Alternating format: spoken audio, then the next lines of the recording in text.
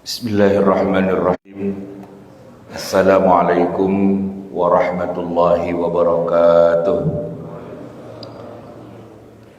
Alhamdulillah alladzi bi ni'matihi tatimmus shalihat. Allahumma shalli wa sallim wa barik ala sayyidina Muhammad wa ala alihi wa sahbihi ajma'in. Amma ba'du. Hadirin jamaah salat subuh Masjid An-Nasr yang dirahmati Allah. Pagi hari ini kajian fikih dan usul fikih kita akan membahas yang fikihnya, khususnya dalam bab muamalah dan judulnya terkait dengan judi online. Bukan karena sekarang lagi marak, tetapi memang masalahnya adalah karena dengan cara online ini korbannya jauh lebih banyak daripada kalau judi konvensional. Karena yang terkena sebagai korban itu bukan orang yang tukang judi. Kalau yang tukang judi mau ada online gak ada online, emang dasar otak judi. Ya emang tiap hari berjudi, Pak. Kadang-kadang apa aja dijadiin judi. Orang olahraga, pacuan kuda, tahu di mana gitu ya. Tebak-tebakannya di sini buntutnya doang. Ada juga emang otak judi dasarnya mobil lewat plat nomornya dijadiin judi juga gitu ya. Dan saking udah gila judi, mau tahu nomor yang keluar, nomor buntut, nanyanya sama orang gila. Ya udah bener sih, orang gila nanya orang gila, ya kan. Orang gilanya aja tersinggung, Pak. Nanya nomor mau orang gua gila, dasar lu gila gitu, Pak. Sesama orang gila saling mengejek gitu ya. Itu kalau emang udah otaknya judi. Tapi yang jadi masalah sekarang banyak sekali ASN ya, pegawai negeri yang seharusnya kan jadi teladan gitu ya, itu banyak terkena. Bahkan yang memalukan lagi, Pak, tentara, TNI, Polri itu banyak. Bahkan termasuk anggota dewan yang terhormat juga banyak. Saya ngomong begini bukan ngarang, Pak. Kemarin saya diundang oleh Kemeninfo, Kementerian Meninfo tuh ya, Komunikasi dan Informatika ya. Pak Menterinya itu waktu sambutan cerita, begini Pak Ustadz katanya, kalau kita nih di Kemeninfo, alhamdulillah korbannya cuma 15 orang, dia bilang begitu. Saya bilang 15 cuman, oh jangan gitu Pak Ustadz, di sono di TNI Polri ribuan itu, ya kan, di kementerian lain ribuan. Kita alhamdulillah cuma 15 gitu. Nah mereka bikin fakta integritas gitu ya, untuk tidak boleh ada judi. Karena kan dia Kominfo kan, jadi ya judi online kan memang pintu gerbangnya dari situ. Saya bilang emang nggak bisa di-ban aja. Ya satu kita tutup, ribuan muncul lagi. Dan servernya kan bukan di Indonesia, servernya di luar negeri gitu ya. Jadi yang namanya VPN apa segala macam udah jago lah, lebih jagoan mereka dari kita. Tapi udah lumayan dicegah. Kalau yang masih awam banget mah insya Allah nggak kena. Cuman yang udah rada gape sedikit nih, udah jago dikit, itu banyak yang kena. Nah jamaah sekalian, jadi masalahnya adalah banyak orang awam gitu ya, yang sebenarnya bukan tukang judi, tapi terjerat gitu ya. Gara-garanya dia nggak mengira bahwa ini adalah judi. Ya nggak ngira gitu Pak, karena nggak bisa bedakan mana judi mana bukan. Awalnya kan gini sebenarnya, kemarin tuh kan kita pandemi, apa-apa semua serba online. Ngaji aja kita jadi online tuh Pak, ada kali setahun ya atau 2 tahun begitu kan. Sekolah online, kuliah online, kerja online gitu kan. Ya salah satu yang membuat maraknya judi online itu adalah ya pada saat pandemi itu. Orang gabut Pak di rumah, mau ngapain, kagak ngapa-ngapain kan. Nah maka apa-apa yang serba online saat itu bermunculan. Belanja online gitu kan. Bahkan sekarang ini Pak, Tanah Abang sepi Pak, gara-gara apa-apa semua serba online. Jadi ada dampaknya juga. Beberapa masjid Pak, pengajiannya bukannya mati sih, hidup lagi, tapi tinggal dikit jamaahnya. Ya, ini masih mending Pak, banyak nih sampai ke belakang, minimal karpetnya nyampe ke belakang lah kan gitu ya. Nah, gara-gara yang online ini marak di mana-mana, nah game online bermunculan, masuk ke judi online begitu ceritanya. Dan ketika udah terjerat itu emang agak susah untuk melepaskannya karena udah ya istilahnya otaknya udah kena gitu ya. Kalah penasaran, menang ketagihan. Tapi ya kebanyakannya sih pasti kalah terus begitu ya. Nah jamaah sekalian, kajian kita pada pagi hari ini akan membahas tentang fikih perjudian. Kapan sebuah transaksi itu masuk dalam kategori judi dan kapan itu tidak menjadi judi. Yang jelas, judi adalah salah satu transaksi yang haram di antara sekian banyak transaksi-transaksi haram lainnya. Yang haram bukan cuma judi ya Pak ya.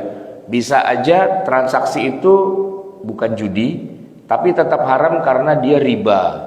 Bisa jadi dia bukan judi, tapi tetap haram karena dia ada doror, ada madorot, ada zulm, ada sekian banyak faktor-faktor yang menyebabkan sebuah transaksi itu haram. Penipuan, pemerasan gitu ya, termasuk arisan berantai, skema ponzi, monkey business, dan seterusnya itu banyak gitu Pak.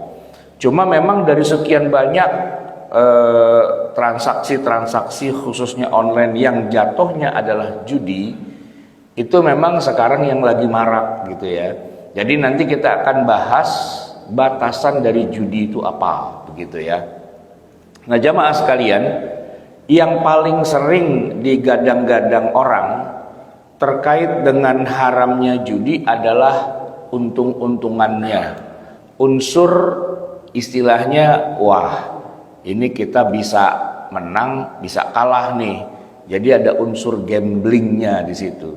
Disitulah ada yang namanya undian, dimana kita nggak tahu kita menang atau kalah, semua serba deg-degan nungguin hasilnya kayak gimana, ketidakpastian, ketidakjelasan. Tapi jamaah sekalian, kalau kita telisik lebih dalam, sebenarnya ilat dari sebuah perjudian itu ya, kapan sebuah perjudian itu masuk ya, dalam arti ini resmi dan sah jadi sebuah perjudian, sebenarnya itu malah bukan karena ada unsur untung-untungannya, bukan karena ada unsur dapat nggak dapatnya, bukan karena ada unsur diundi atau undiannya, bukan semata-mata itu. Justru jamaah sekalian, di dalam undian itu kadang-kadang ada transaksi yang justru malah halal. Tidak selalu yang namanya mengundi nasib itu selalu haram, itu tidak. Karena apa? Karena nanti kita punya banyak contoh dalam praktek di masa Rasulullah di mana justru Nabi sendiri yang melakukan undian.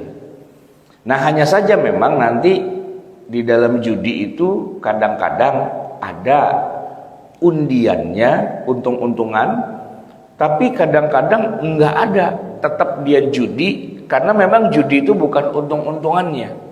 Judi itu nanti ada kriteria-kriteria lain, salah satunya kadang-kadang ada unsur untung-untungan. Tapi kalau kita bicara semata-mata untung-untungan, undian, belum tentu judi. Ada yang judi, ada yang tidak.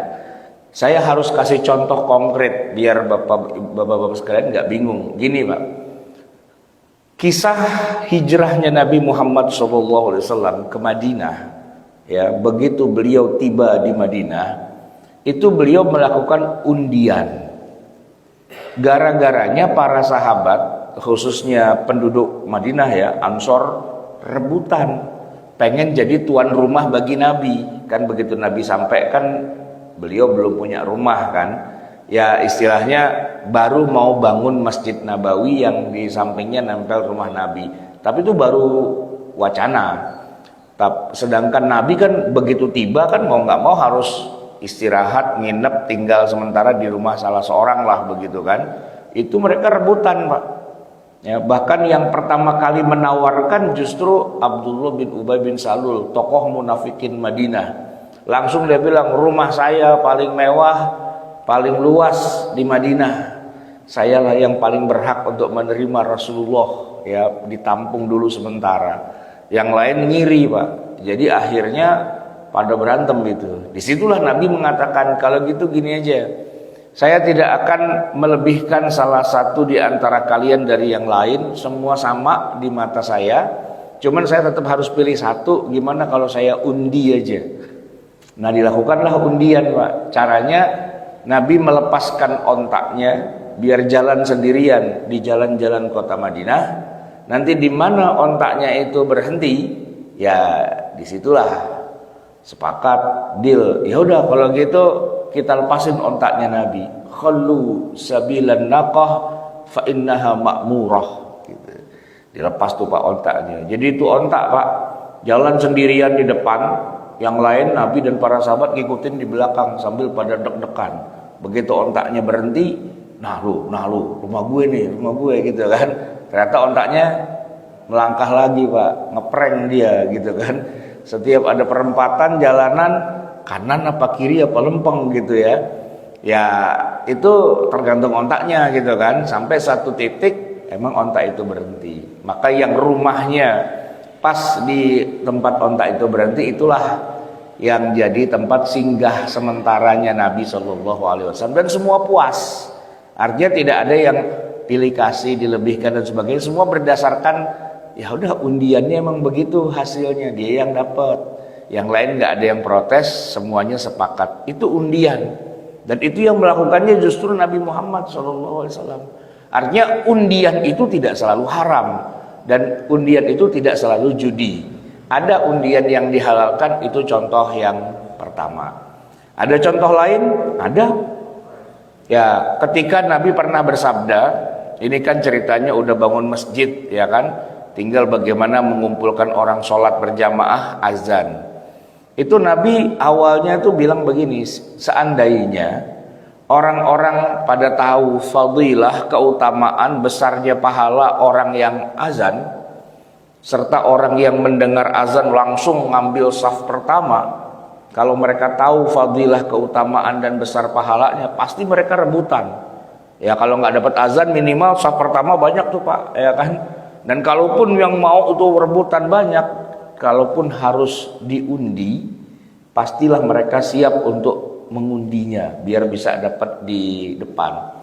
Ya undiannya gampang Pak, ya kan, siapa cepat dia dapat. Lu datang duluan aja gitu kan. Maka di masa Rasulullah itu belum azan pun udah pada datang duluan gitu Pak, ya. Seandainya tahu fadilahnya. Nah kalau kita udah azan, udah qomat, belum datang-datang juga gitu ya, karena memang mungkin nggak tahu fadilahnya gitu aja barangkali. Nah yang ketiga, pernah juga di zaman Nabi itu Nabi mengundi istri-istri beliau. Ya bukan masalah giliran Pak, maksudnya bukan masalah tidur malam gitu ya, giliran siapa nih gitu, bukan itu. Tapi dalam beberapa konteks kehidupan Nabi itu ada Nabi melakukan perjalanan luar kota. Biasanya sih perang. Nah perang itu kan macam-macam tuh, ada perang Badar gitu ya, ada perang Uhud, Khandaq dan sebagainya, banyak itu peperangan. Nah itu Nabi memang diberi fasilitas lah ya untuk boleh membawa istri, tapi satu aja, karena Nabi kan istrinya banyak, ada 9 itu Pak ya. Ketika Nabi wafat ada 9 wanita yang jadi janda plus 1 Maria Al-Qibtiyah 10. Nah Nabi hanya boleh membawa 1 istri, ya kan berarti harus di siapa nih ditentukan gitu kan. Sedangkan kalau para sahabat nggak boleh Pak, perang kemana gitu bawa istri nggak boleh. Kenapa? Ya kalau perang kemana-mana semua bawa istri nggak jadi perang itu Pak, itu namanya family gathering ya kan. Iya, nggak jadi perang lawan musuh, perang lawan bini di sana Pak urusannya gitu ya. Jadi cuma Nabi doang yang boleh bawa istri dan itu pun diundi. Nah, jadi kadang-kadang namanya keluar Aisyah, Aisyah yang berangkat. Kadang-kadang keluar namanya Ummu Salamah yang berangkat. Hafsah yang berangkat gitu ya. Terus aja. Intinya mereka sepakat siapa yang namanya keluar, ya dia berhak untuk mendampingi Nabi, begitu ya. Jadi yang namanya undian itu Pak, belum tentu dia sesuatu yang haram, tapi kadang-kadang memang undian itu masuk dalam judi. Nah, jadi kadang-kadang judi itu menggunakan undian, tapi kadang-kadang juga tidak pakai undian, tapi tetap judi. Bagaimana itu kita bisa memahaminya? Gini Pak, sebuah transaksi baru bisa masuk dalam kategori judi kalau terpenuhi 4 syaratnya. 4 Pak. Apa itu syarat yang 4 itu? Pertama, transaksi itu minimal melibatkan 2 pihak. Minimal Pak, 2 pihak yang saling bertaruh. 2 pihak saling bertaruh. Gimana tuh maksudnya Pak? Jadi orang main judi Pak, kalau cuma sendirian yang bertaruh, mainnya sih berdua, bertiga, berempat, berlima dan sebagainya. Tapi kalau yang bertaruh cuma 1 doang, itu nggak jadi judi. Saya kasih contoh Pak, main gaple, kan alatnya judi Pak ya. Alat ini nggak menentukan ini judi apa bukan, ya. Alat permainan itu tidak ada hubungannya dengan judi. Itu kebiasaan saja. Kadang-kadang di suatu negeri alatnya itu, tapi di negeri yang lain alatnya nggak gitu. Jadi yang menentukan judi apa bukan alatnya, ya, tapi pertaruhannya. Nah ini penting Pak. Pertaruhan minimal 2 pihak. Kalau yang bertaruh hanya 1 pihak saja, itu bukan judi. Main gaple nih Pak. Taruh duit di sini 1 juta, ya kan? Saya nih duit saya 1 juta, taruh sini, yuk kita main gaple. Kalau ente bisa ngalahin saya, nih apa yang saya pertaruhkan duit 1 juta, ente ambil. Itu saya bertaruh. Nah lawan saya bertaruh juga, duitnya taruh juga di sini 1 juta, gitu kan? Artinya kalau saya yang ngalahkan dia, duitnya dia saya ambil. Itu kan 2 belah pihak Pak. Nah seandainya bertaruhnya cuma 1 pihak doang, mainnya berdua, tapi yang bertaruh cuma 1, itu nggak jadi judi. Kalau ente ngalahin saya nih, ya ambil. Tapi kalau saya ngalahin ente nggak usah bayar, nggak usah bertaruh. Tidak ada yang ente pertaruhkan. Menang, untung, kalah nggak rugi. Itu Pak. Kalau terjadi seperti itu, maka itu bukan judi. Itu namanya sayembara. Nah, sayembara kan begitu. Siapa yang bisa begini, saya kasih hadiah. Kan yang ikut banyak tuh Pak, ternyata pada gagal. Yang gagal bayar nggak itu ke saya? Kan nggak. Nah begitulah judi. Yang dikatakan judi kalau ada pertaruhan dari 2 pihak atau lebih. Ya karena kalau yang main 5 kan semua pada pasang taruhan. Nah uang pertaruhannya itulah yang dipertaruhkan. Nah jadi nomor 1, ada pertaruhan 2 belah pihak atau lebih, gitu ya. Itu nomor 1. Yang kedua, yang dipertaruhkan tuh harus berupa harta.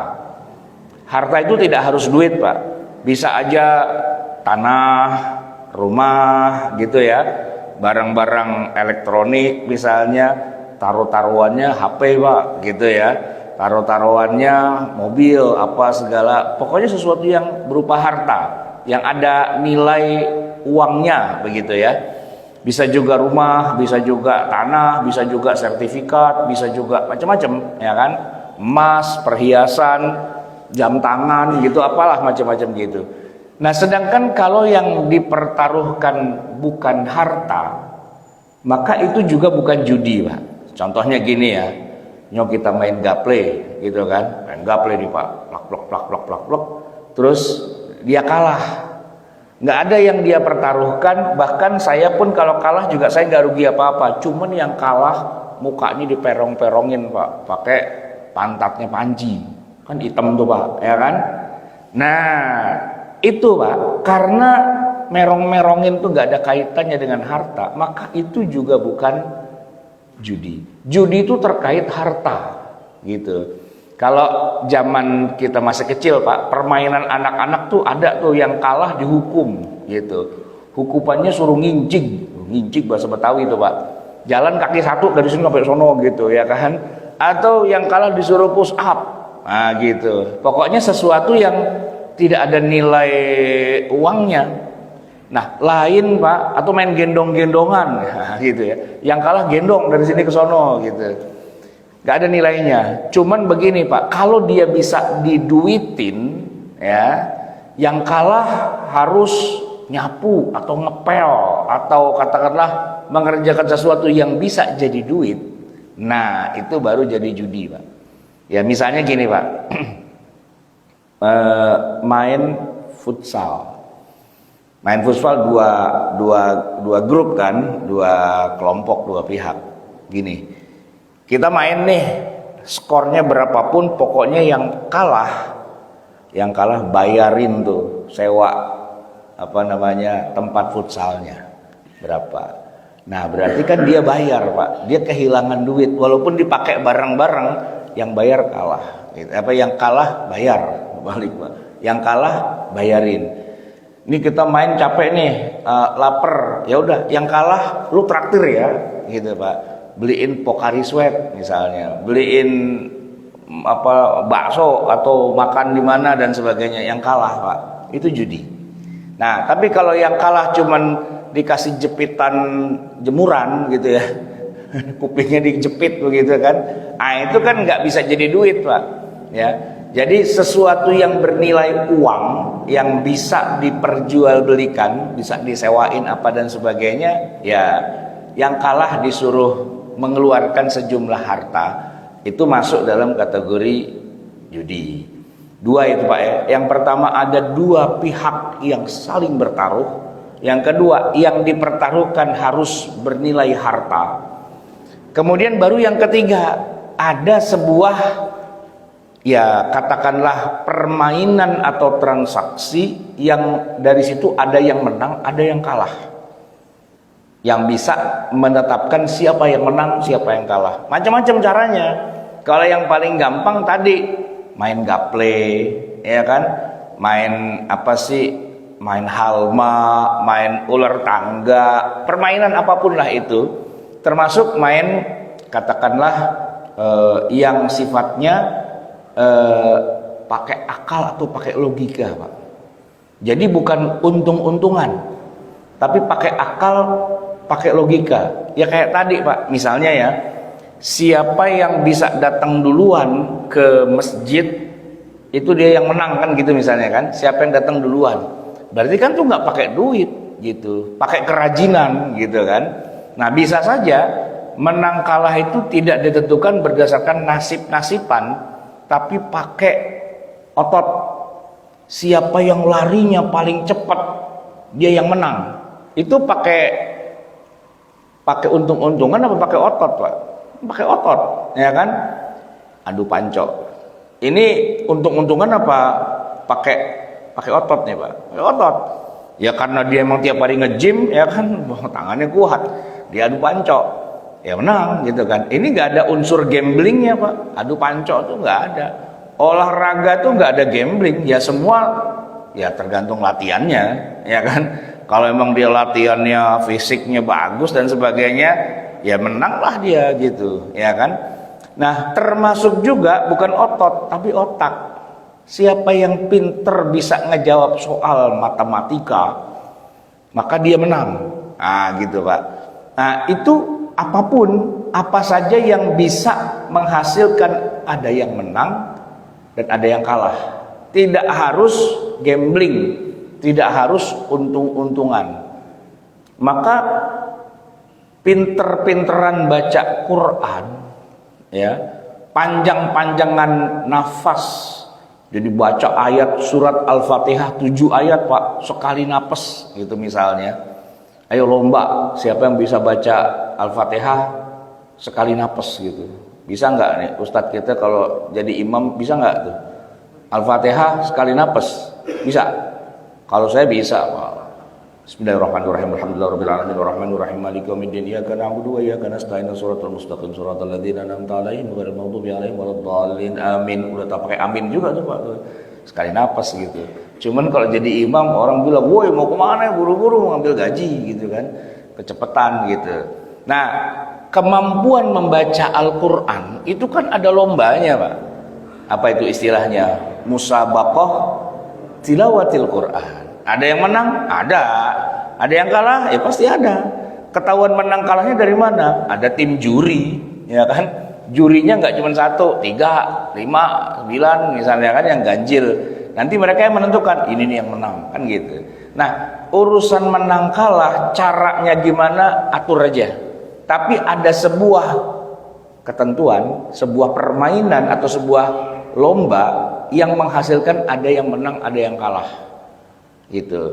Makanya Pak, kalau kita main gaple, nggak ada yang menang, nggak ada yang kalah gitu istilahnya. Nggak ada permainan atau gini, main pingpong, cetak cetok, cetak cetok, cetak cetok, nggak dihitung Pak. Kan nggak ada yang menang, nggak ada yang kalah kan? Ya itu nggak judi. Jadi harus ada sebuah lomba, apapun itu bentuknya, baik itu permainan ya ataupun kepinteran ataupun otot ataupun apa yang hasilnya itu ada yang menang ada yang kalah. Itu nomor 3. Nah terakhir gongnya yang keempat, bahwa yang menang berhak mengambil harta pertaruhannya yang kalah, dan otomatis sebaliknya yang kalah harus rela harta yang dia pertaruhkan itu diambil sama yang menang. Itu judi Pak gitu. Nah jadi judi itu tidak harus selalu kaitannya dengan dikocok, tidak harus pakai apa tuh Pak yang muter itu Pak tuh namanya, yang diputar gitu, apa sih namanya, rolet ya. Tidak harus dengan rolet, nggak harus dengan untung-untungan, tapi bisa juga dengan skill, dengan ya istilahnya keterampilan, bahkan dengan intelektual, ya kan, lomba bagus-bagusan baca Al-Quran ya, tapi itu bisa saja jadi judi, tergantung tadi yang 4 itu terpenuhi apa enggak. Ini harus saya kasih contoh nih Pak. Misalnya ya, musabaqah tilawatil Quran, bagus dong Pak, ya kan, dalam rangka menggalakkan semangat kembali kepada Al-Quran. Kita bikin lomba bagus-bagusan baca Quran, bukan hanya dari segi tajwid tapi juga dari segi napasnya, suaranya, iramanya, makomatnya, bayati, nahawan, jiharkah, ras dan sebagainya itu dinilai gitu Pak. Dan ya istilahnya jurinya juga dari kalangan para qori ya, juara-juara nasional internasional ya kan. Tapi nah, untuk bisa diselenggarakan lomba ini kan dibutuhkan modal, duit Pak. Setidak-tidaknya untuk menyiapkan hadiah buat pemenang. Dari mana uang hadiah? Gini, semua peserta lomba diharuskan bayar uang pendaftaran. Misalnya yang gampang Pak, yang ikut lomba 10 dah yang gampang gitu Pak ya, 10 orang. Nah untuk bisa ikut lomba masing-masing kudu bayar. Namanya sih bukan uang pertaruhan, bukan, namanya uang administrasi, atau namanya apa istilahnya ya, uang pendaftaran. 1 juta per orang, 1 juta kali 10 berapa? 10 juta. Nah duit 10 juta inilah yang nanti akan diserahkan kepada yang menang, ya kan, yang menang baca Qurannya bagus Pak, itu akan dapat 10 juta. Dari mana? Dari uang pendaftarannya para peserta. Nah itu namanya judi musabaqah tilawatil Quran, judi MTQ gitu Pak, ya kan. MTQ-nya bagus, cuman akadnya nggak bener gitu. Jadi biar itu jadi nggak judi, gimana caranya? Ya kalau masalah uang pendaftaran nggak apa-apa, daftar bayar, tapi duitnya nggak boleh buat hadiah. Terus hadiah dari mana? Cari sponsor, ya kan? Kali gitu di sini ada yang pengen jadi bupati, ya kan? Mau jadi anggota DPR, kan dia butuh dukungan. Nah, jadi sponsor dah di sini kan gitu ya. Atau dari sumbangan masyarakat yang tidak mengikat, atau dari dunia bisnis, kan dia mau iklan, dia mau endorsement dan sebagainya. Nah, dari situ Pak, ya nggak boleh dari uangnya para peserta lomba yang dialokasikan buat hadiah. Nanti kalaupun mau di crossing aja Pak, bendahara, ada yang dari peserta ada yang dari umum ada. Nah, yang dari peserta ini Pak, jangan sampai alokasinya buat beli hadiah. Hadiah dari yang lain aja.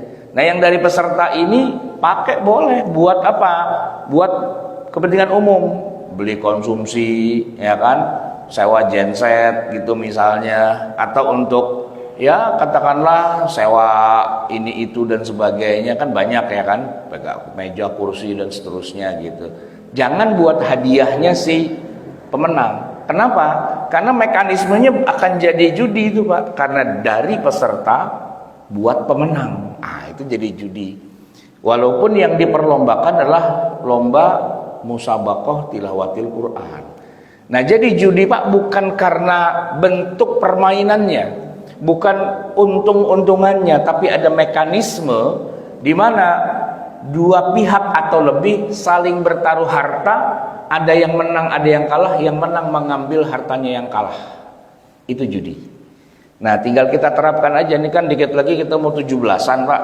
Biasa kan masyarakat kita bikin lomba, apa itu balap karung, apa itu tusuk jarum, apa itu makan kerupuk, apa itu panjat pinang dan macam-macam lah. Kan kreatif tuh bagus kan. Nah, cuma mekanismenya itu yang harus diatur. Jangan sampai peserta lomba bayar. Nggak apa-apa sih kalau dia bayar, tapi nggak boleh hasil pembayarannya itu untuk hadiahnya. Berarti kan harus crossing gitu Pak. Hadiah diambilkan dari sponsor, dari dana apa yang lain. Nah, sedangkan uang pendaftaran peserta kalau emang itu memang diandalkan, nggak boleh alokasinya buat hadiah. Nah itu Pak. Jadi 4 itu tadi saya ulang ya, ada 2 belah pihak atau lebih yang bertaruh, satu. Yang kedua, pertaruhannya itu yang dipertaruhkan adalah harta. Lalu yang ketiga, ada menang, ada kalah, apapun caranya. Nah, yang keempat, yang menang berhak ngambil harta yang kalah. Nah, kalau itu terjadi, itu judi Pak.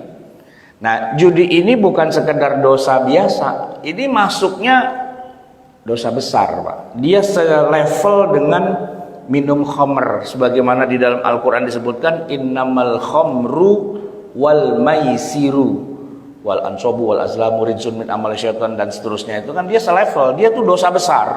Jadi kalau dosa besar tuh Pak, barengannya ya, syirik kepada Allah tuh dosa besar, uququl walidain, durhaka sama orang tua dosa besar ya, berzina dosa besar, minum khamr dosa besar. Nah, ini ya, berjudi itu masuk dosa besar. Itu nggak bisa cuman astagfirullah gitu, nggak bisa Pak. Itu harus pakai ritual untuk minta ampunnya, harus taubatan nasuha begitu. Karena itu masuk kategori dosa besar walaupun cuman sedikit. Kan sama dengan minum khamr Pak.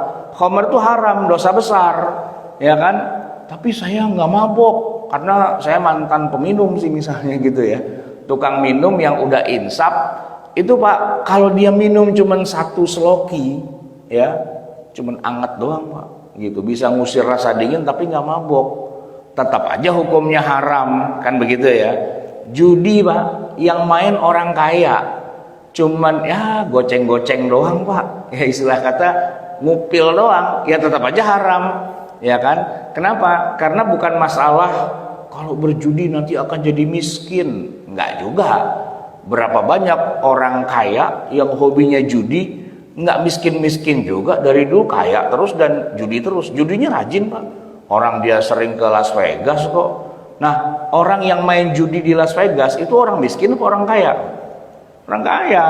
Terus abis main judi di Las Vegas, apa tiba-tiba berubah jadi miskin? Enggak juga. Enggak juga. Memang sih kalau nasihat-nasihat para ustadz biasanya ya begitu Pak, judi tidak akan membuat kaya, itu benar Pak. Tapi kalau udah kaya main judi jadi miskin nggak? Enggak. Emang udah duitnya banyak, biar kata dia rugi 1 miliar 2 miliar, ya senyum-senyum aja, kali cuma 1 miliar, ya kan? Ayo main lagi gitu Pak. Ya orang main judi dia bisa mengontrol Pak. Kalau udah segini gue udah berhenti mainnya, gitu kan? Besok main lagi, besok main lagi, besok main lagi. Pak, kalau orang kaya main judi tapi dia bisa mengontrol, jadi halal nggak? Ya enggak, tetap aja haram, gitu kan? Sama mantan pemabok, kalau dia masih minum juga, itu wine, enak banget nih wine, harganya 15 juta sebotol, gitu kan? Asalkan minumnya cuma 1 sloki Pak, nggak mabok Pak, nggak mabok. Tapi haram nggak? Ya tetap haram. Nah syariat Islam itu kan begitu. Jadi orang minum kenapa tidak boleh? Nanti otaknya jadi rusak, nanti dia nggak bisa berpikir normal. Tar dulu, ada sekian banyak orang yang bisa minum minuman beralkohol dan aman-aman saja, sehat-sehat saja. Dalam arti dia minum Pak, sedikit minumnya, angetin badan doang. Tuh kalau di negara-negara yang musim dinginnya banyak, kayak di Rusia dan sebagainya, mereka minum, ya kan? Dan itu untuk ngusir dingin, untuk persahabatan, untuk deal-deal bisnis, deal-deal politik, ya minumlah. Apa sih namanya? Scott ya, Scott? Apa sih namanya itu yang gelasnya segitu tuh Pak, yang melinciut gitu ya? Ya gitulah, yang dikasih koktail itu dan sebagainya. Mahal itu Pak, enak pula katanya gitu ya, dan bergengsi pula. Dan tidak mabuk gitu. Maksudnya tidak mabuk yaitu khamr, tapi karena dia sudah jago dari kecil, udah biasa, nggak sampai mabuk lah, cuman tetap minum. Gimana Pak, halal apa haram? Ya kan haram tetap gitu kan. Judi gitu juga Pak, kecil-kecilan ini cuman goceng-goceng biar seru katanya, ya tetap aja haram. Dia sih duitnya banyak Pak, orang rumahnya banyak, bininya banyak, usahanya banyak, main judi cuman goceng-goceng doang, masa haram sih? Ya tetap aja haram, karena itu transaksinya yang jadi masalah. Bukan masalah ntar rugi lo, ntar miskin lo, ntar ketagihan lo, enggak. Buat beberapa orang Pak yang udah sukses, duitnya banyak, nggak kehitung, berjudi itu bagian dari hiburan, ya kan? Nonton bola, ya seru sih nonton bolanya, tapi kalau nggak sekalian judinya tuh kurang seru Pak. Ibaratnya makan nggak ada sambelnya. Makan sambal kepedesan, justru pedesnya itu Pak yang jadi enak, kan begitu kan? Makan bakwan, orang Jawa Pak makan tahu susur, makan bakwan nggak pakai cabai rawit, ya hambar Pak, ya kan? Nah tapi kalau ada cabai rawitnya emang kepedesan, tapi di pedesnya itu nikmatnya.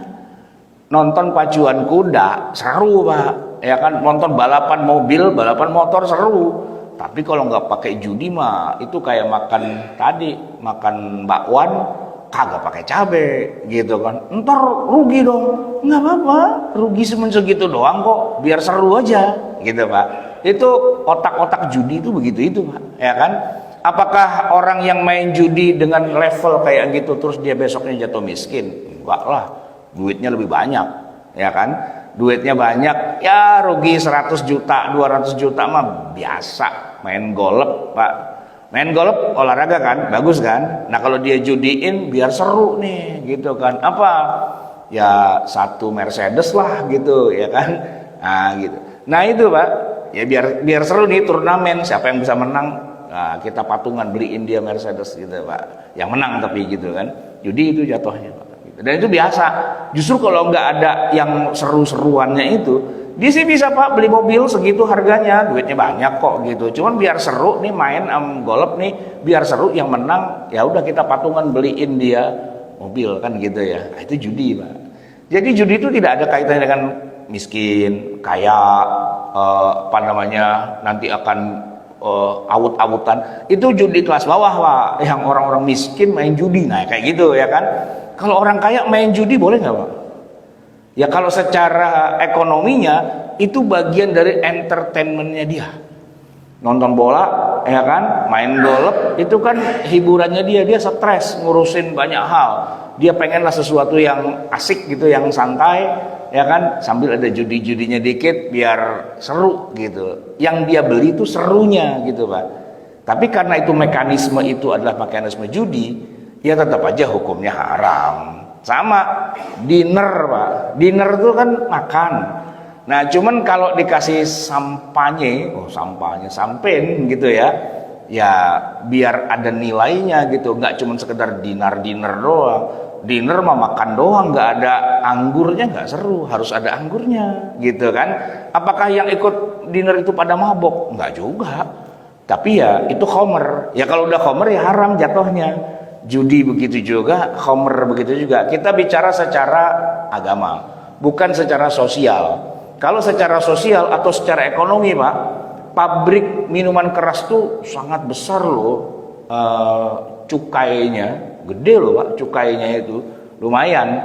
Makanya bahkan beberapa pengusaha rumah makan, restoran, kenapa dia tetap masih menjual anggur, wine, ya kan?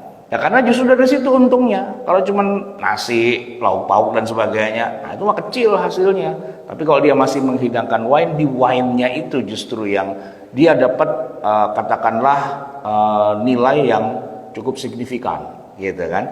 Nah itu yang jadi masalah. Jadi orang minum khamar itu Pak tidak ada kaitannya dengan miskin atau katakanlah dengan kerutan, dengan apa, enggak. Nah kita secara syar'i tidak menjadikan alasan kenapa nggak boleh minum khamar itu karena kaitannya dengan otaknya rusak apa enggak gitu. Tapi memang itu sesuatu yang diharamkan oleh Allah. Ya kalau dia khamar berarti haram, titik gitu. Sama dengan nggak boleh makan babi Pak. Kan kalau buat orang awam, jangan makan babi, ntar jadi bego gitu misalnya. Atau babi itu hewan yang kotor gitu, ntar lo hidupnya kayak babi dan sebagainya. Itu Pak logika gitu nggak masuk Pak, nggak masuk akal gitu. Kenapa? Gini Pak. Di dunia ini negara-negara maju, ya negara maju, maksudnya negara maju itu ekonominya bagus, rakyatnya pinter-pinter, ya otaknya cerdas-cerdas, tapi makannya babi Pak, gitu. Bahkan di Cina, di Hong Kong Pak, orang kan pada makan babi, itu kuat-kuat badannya Pak, tuh Jackie Chan pada tuh makan babi dia tuh kan, bisa kungfu loncat-loncat ke sana kemari kan. Jadi kalau dibilang nggak boleh makan babi, ntar badannya jadi loyo. Ya kita nggak pernah makan babi, loyo aja tetap gitu kan, nggak ada hubungannya. Terus kenapa kita nggak boleh makan babi? Ya karena Allah bilang walahmul khinzir, nggak boleh, titik, selesai. Katanya babi ada cacing pitanya. Emang dibilang sapi nggak ada cacing pitanya? Ada. Semua daging itu ada cacing pitanya, ya kan? Nah terus gimana? Ya karena kita masak, kita olah, cacing pitanya mati Pak. Daging babi gitu juga, walaupun katakan cacing pitanya banyak gitu. Ya teknologi pengolahan pangan hari ini udah maju Pak, ya kan, bisa steril itu, ya kan. Atau misalnya dibilang babi itu kotor, jorok, makan kotorannya sendiri. Ya kalau dipeliharanya dengan baik, babinya dimandiin tiap hari, pedicure, manicure, ya kan, dikasih make up dan sebagainya, bisa wangi itu babinya Pak. Tapi tetap aja haram kan gitu ya. Diolah makanan itu babi itu tidak ada cacing pita, bakteri dan sebagainya bisa. Apakah boleh berubah jadi halal? Ya enggak. Terus kenapa kita tetap enggak boleh? Ya bukan masalah ilat yang kayak gitu-gitu, karena dia adalah babi. Keharamannya lah kebabiannya dia itu, gitu ya. Judi gitu juga Pak.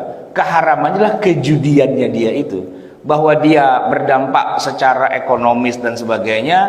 Umumnya kalau yang main judi orang miskin, iya, gitu kan. Tapi kalau yang main judi orang kaya kan enggak. Apakah judi jadi halal buat orang kaya? Ya enggak juga, tetap haram juga.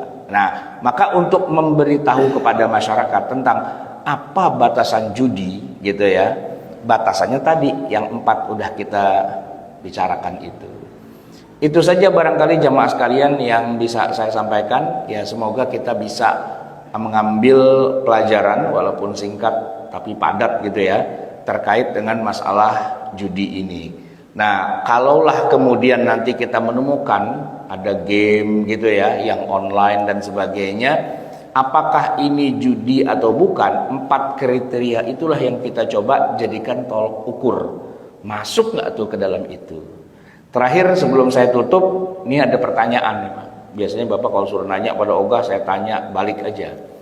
Pak, arisan itu judi apa bukan? Arisan, Pak. Istri-istri kita kan kadang-kadang suka main arisan tuh. Ya, sama tetangga kanan kiri itu kan. Ya mungkin arisan emak-emak cuman murah, Pak, cuman 100 ribuan. Ada emak-emak 10 orang gitu di tetangga kanan kiri, cepek-cepek, Pak. Tiap hari Minggu dikocok, ya kan? Itu, Pak, kalau dari segi 4 kriteria, arisan tuh masuk banget, Pak, dengan judi. Masuk banget. Ya, pertama, ada dua belah pihak yang saling bertaruh. Ini 10 emak-emak bertaruh bawa duit cepek-cepek setiap seminggu sekali. Itu bertaruh, Pak. Duitnya itu dia bayarin, bahkan udah pasti hilang gitu kan. Terus yang dipertaruhkan adalah harta, yaitu duit 100 ribuan, ya kan. Terus ada menang kalah dengan cara dikocok, keluar namanya Ibu Hajah Saodah, Ibu Hajah Maimunah, Ibu Hajah siapa keluar, Ibu Hajah semua tuh, Pak, yang main arisan itu, ya kan, keluar namanya. Dan yang keluar namanya bilang apa? Alhamdulillah saya ngangkat arisan, gitu, Pak. Kan duitnya dikumpulin, terus dia bawa pulang. Judi nggak, Pak? Sangat judi sekali, gitu kan. Tapi kenapa halal? Nah ini, Pak, kenapa halal? Karena ada klausul yang membatalkan itu dari judi menjadi tidak judi, walaupun tidak tertulis. Gini, Pak, klausulnya ada 2. Yang pertama, bahwa siapapun yang menang, ya, maka dia tidak boleh berhenti dari perputaran itu, Pak. Nggak bisa. Ibu-ibu sekalian, ini dalam sambutan ya, alhamdulillah saya menang. Sekaligus saya juga mau pamitan kepada ibu-ibu sekalian, saya udah nggak ikut lagi gitu, Pak. Itu nggak boleh, itu jadi judi, Pak, ya kan. Itu satu. Yang nomor 2, dia harus ikut terus dan harus kalah terus gitu, Pak.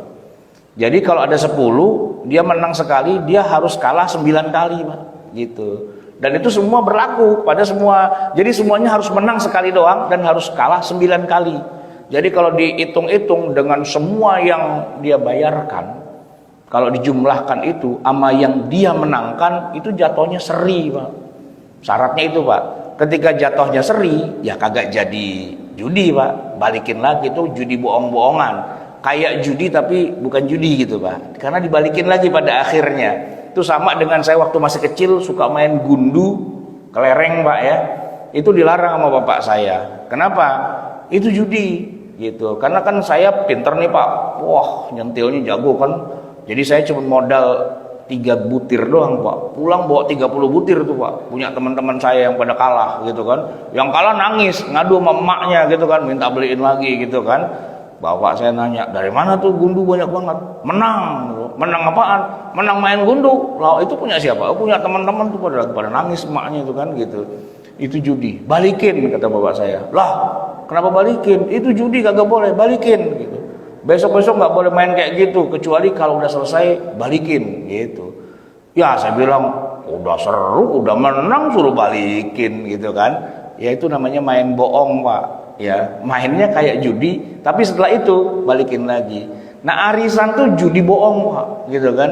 Udah judi sebenarnya sih, tapi dibalikin gitu kan. Mekanismenya adalah 10 orang 10 kali ngocok, 10 kali transaksi, 1 kali menang, 9 kali kalah, biar seri jatuhnya, balikin lagi duitnya gitu, Pak, ya. Nah, maka itu jadi tidak judi gitu. Baik jemaah sekalian yang dirahmati Allah, itulah yang bisa saya sampaikan, semoga bermanfaat. Mohon maaf atas segala kekurangan dan kesalahan. Hadanallah wa iyyakum ajma'in wal afu minkum. Assalamualaikum warahmatullahi wabarakatuh.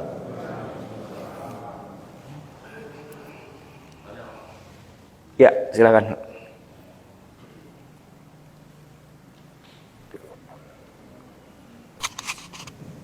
Assalamualaikum warahmatullahi wabarakatuh. Assalamualaikum. Terima kasih dari penjelasannya dengan 4 batasan untuk nomenklatur judi.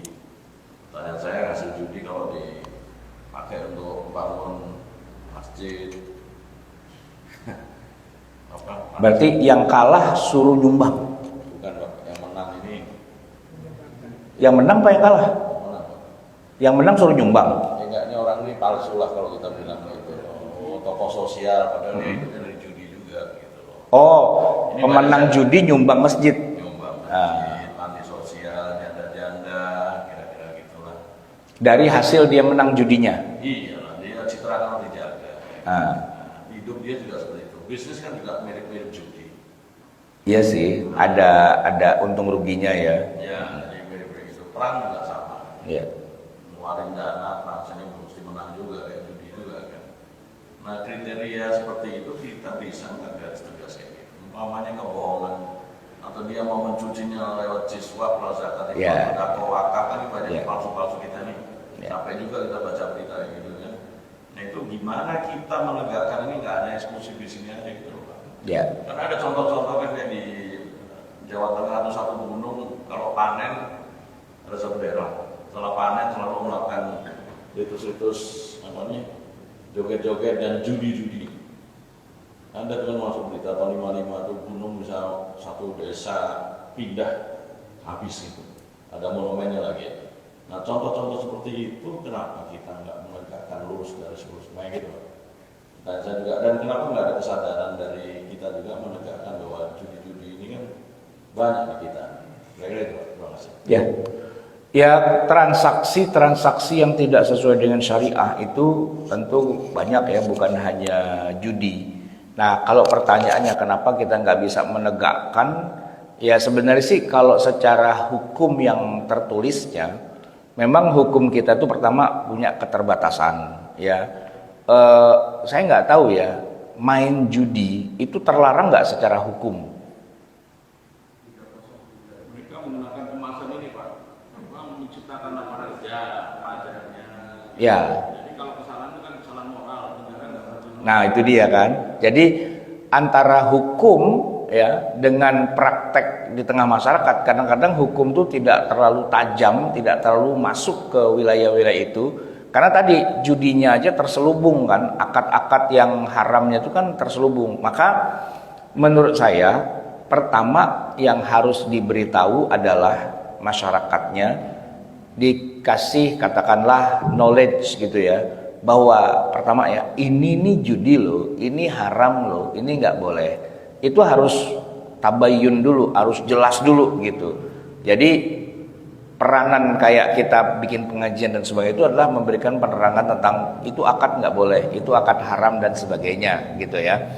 Nah sedangkan tindakan pencegahan ya kita batasannya cuman bisa ngasih tahu doang, kita nggak bisa mencegah. Ibarat kata rumah-rumah gue, duit-duit gue, yang mau judi gue, apa urusan lo, kan nggak bisa gitu kan ya. Kecuali penegak hukum, tapi kan penegak hukum juga tidak bisa melakukan sesuatu kalau tidak pelanggaran itu ada pasalnya. Nah bab pasal per pasal ini Pak di kita itu memang sangat-sangat lemah ya kan. Nggak usah yang jauh-jauh Pak gitu. Misalnya kayak korupsi ya kan. Korupsi itu kan kalau sebenarnya ya, kalau dicari gitu ya pasal-pasal untuk bisa mengejar seorang koruptor atau tindak korupsi itu kan ribet itu. KPK itu ya dia harus punya 2 alat bukti untuk bisa OTT apa segala macam. Ibarat kata maling lebih pinter 3 kali lipat daripada polisinya gitu kan. Apalagi sekarang polisinya belajar jadi maling juga gitu kan. Nah kan susah itu gimana. Nah istilahnya untuk menindak pelanggarnya lebih banyak Pak. Makanya kalau kita nih di Jakarta, saya bingung nih Pak. Jakarta itu kan ibu kota ya kan. Tapi pelanggaran lalu lintas itu paling banyak. Ya ibarat kata Pak, di tengah jalan saya sering lihat sendiri motor nggak ada plat nomor, ya kan? Dan lewat polisi santai-santai aja gitu. Polisi juga belagak pilon gitu kan. Nah, pertanyaannya gini, kenapa polisi diemin aja?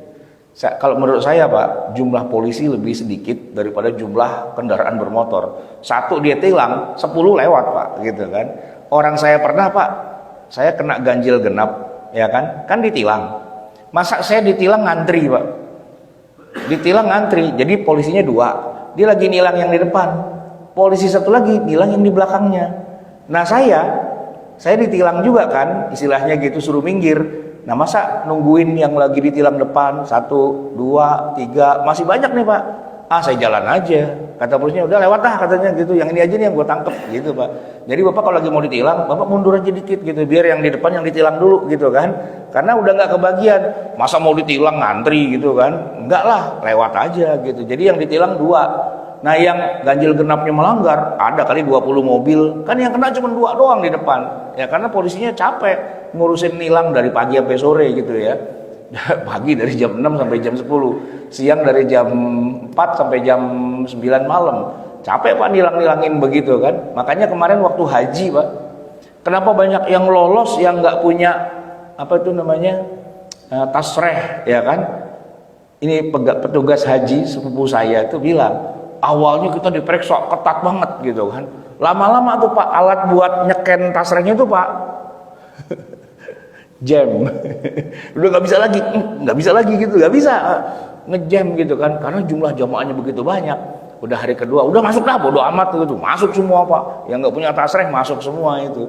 Artinya kan perangkat hukum dan perangkat penegak keadilan itu kan dia punya keterbatasan. Nah pelanggarnya jauh lebih banyak. Itu yang terjadi di tengah kita tuh kayak gitu Pak. Nah oleh karena itu ya kalau yang kedua saya agak bingung Pak, gimana menegakkan itu. Karena perangkatnya kurang. Nah sementara kalau kita nih sebagai muslim lah ya, biar nggak judi, biar nggak apa, minimal knowledge-nya itu ditambah. Biar harusnya nggak boleh ya. Ya udah kita berhenti. Jadi ada self correction dari kita sendiri dulu, kesadaran dari kita bahwa itu nggak boleh gitu Pak. Ya kayak tadi Pak, saya dari rumah ke sini itu di mana lampu merah Pondok Indah. Tadi saya lewat Pondok Indah itu kan bundaran Pondok Indah itu kan merah tuh Pak. Saya berhenti.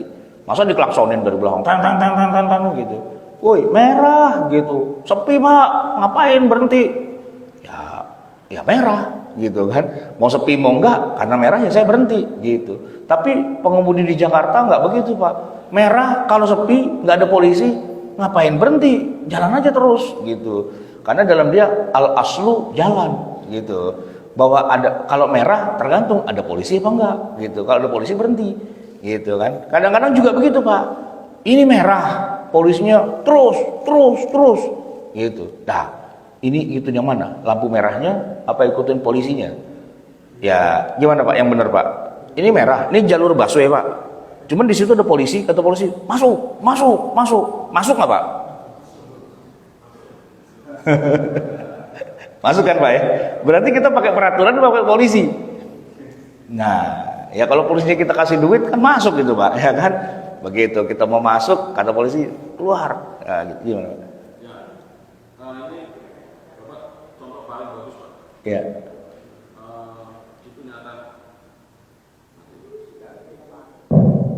Itu nyata Bapak yang Bapak sampaikan tadi benar. Merah seperti.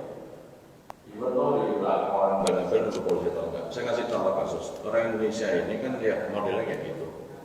Ini kapal feri bawa ratusan mungkin ribuan orang, ketemu kapal antar benua yang bawa kontainer.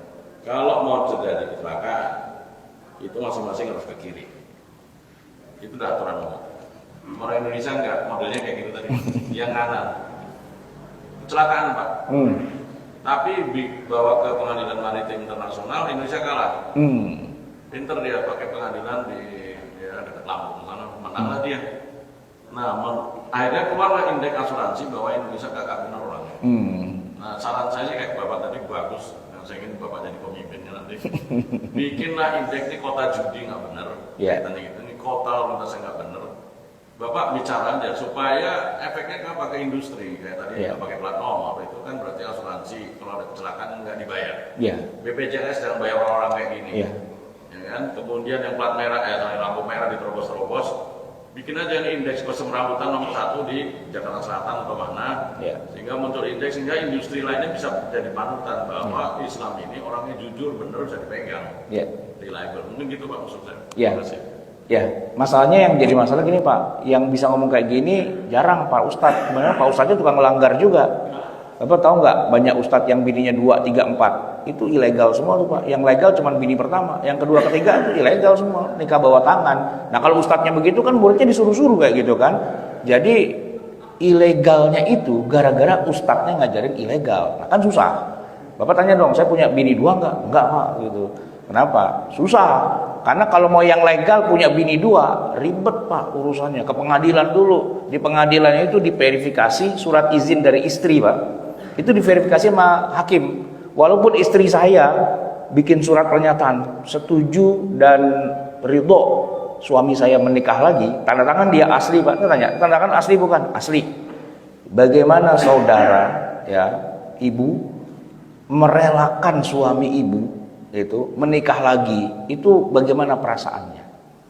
Pak, para istri ditanya gitu sama Pak Hakim di meja pengadilan Pak, dia diem sambil matanya kalau kata orang Jawa berbesmili Pak, ya kan, berkaca-kaca. Hakim langsung ambil palu, tok, ditolak permohonan. Nah gitu Pak, gitu kan, susah Pak, gitu. Makanya orang-orang nggak mau pakai jalan yang resmi gitu Pak, di bawah tangan aja. Kalau dulu masih bisa Pak, bini nggak ngizinin tapi bini lagi tidur diambil tangannya kasih cap jempol gitu kan, begitu di mana gitu KUA-nya setempat bilang, Pak ini kenapa nggak ada tanda tangan, ini cuma cap jempol, istri saya buta huruf kan gitu ya.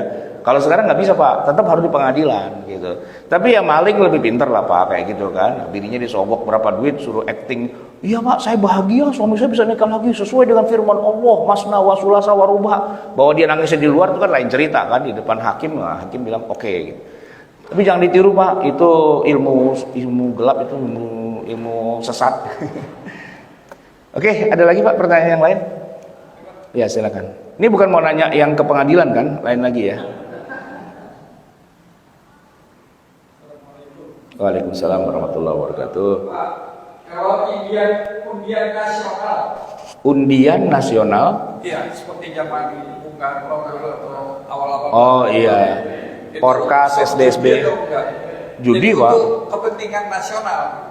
Iya. Ada yang menang ya untungnya dia gitu. Iya. Tapi sangat jarang. Iya. Satu, yang kedua, kalau di dalam biasanya itu ada yang namanya ketangkasan. Iya. Jadi kita lempar misalnya bola masuk ke gawang, kita dapat hadiah. Kalau nggak masuk ya hilang duit kita. Nah itu dia. Itu masuk judi juga bukan? Iya. Terima kasih. Iya. Judi itu masuk semua kriterianya, Porkas, SDSB dan sebagainya sama semua judi. Kecuali yang bukan judi nih Pak, begini. Bapak duduk aja nggak Pak? Yang bukan judi gini Pak, undian juga tapi bukan judi. Belanja di mall atau di pusat perbelanjaan, ya, apakah itu dikatakanlah Transmart apa dan sebagainya gitu ya. Nah kalau Bapak bisa belanja senilai 500.000, Bapak dikasih nomor undian. Yang nomor ini nanti dimasukin ke kotak, nanti diundi, lalu dapat hadiah kalau pas dapat nasib bagus gitu kan. Nah itu kan undian Pak, dapat hadiah juga. Tapi kenapa dia bukan judi? Karena gini Pak, Bapak belanja dan uang yang Bapak keluarin 500.000 kalau dilihat dengan belanjaannya itu memang sepadan, ya segitu itu gitu kan.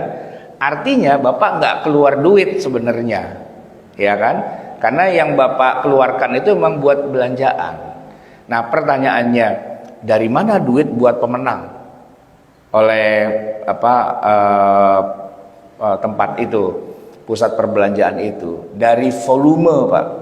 Karena orang tertarik pengen, wah belanja cuma 300.000, banyakin belanjanya jadi 500 biar bisa ikut undian. Kalau 100, 200, 300 orang begitu Pak, dia kan jadi kayak meningkatkan angka belanjanya kan. Ya berarti kan volumenya naik, ya keuntungannya pasti naik. Nah dari keuntungan itu dia taruh tuh satu motor Honda di situ sebagai hadiah. Motor taruh di sini buat apa? Hadiah. Kalau belanja 500.000 dapat kuponnya diundi Pak, gitu. Nah itu yang bikin tidak judinya, karena barang yang kita beli harganya nggak berubah. Ada undian tidak ada undian, harga normal. Terus dia ngasih motor itu dari volume penjualan yang melonjak. Nah itu pinter Pak, gitu. Tapi kalau Bapak perhatikan, ini ada undian nih. Harga sabun yang biasanya goceng Pak naik 30.000. Kok tinggi banget naiknya gitu kan. Nah selisih harga-harga itu uang yang kita pertaruhkan, dan itu tidak boleh.